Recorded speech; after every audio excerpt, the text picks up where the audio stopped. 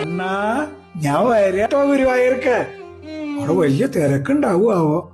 ആ തിരക്കില് നിന്ന് നിന്ന് നിന്ന് നിന്നെ കാണാൻ ആ ശ്രീലകത്തേക്ക് ഒന്നിങ്ങോട്ട് നോക്കുമ്പോഴേക്കും എന്റെ ഗുരുവായൂരപ്പാ, നിന്റെ കാവക്കാര് പിടിച്ച് തള്ളാണ്ട് നീ നോക്കണം കേട്ടോ.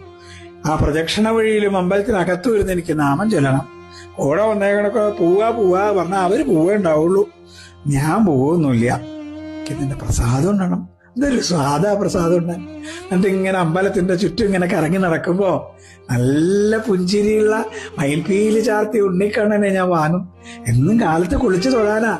പിന്നെ കളഭവും പഞ്ചാരയും പഴവും പായസവും ഒക്കെ വാങ്ങണം. കാലത്ത് കുളിച്ച് ആ കളഭം തൊടുമ്പോ കണ്ണാ വീണ്ടും ഞാൻ ഗുരുവായൂരെത്തും. എന്റെ ഗുരുവായൂരപ്പന്റെ കൂടെയാവും ഞാൻ. എന്നും എന്നും എന്റെ ഗുരുവായൂരപ്പന്റെ കൂടെയാവാൻ ഒരുപാട് ഇഷ്ടത്തോടെ കാത്തിരിക്കുന്നത് ഞാൻ. കൃഷ്ണ ഗുരുവായൂർ.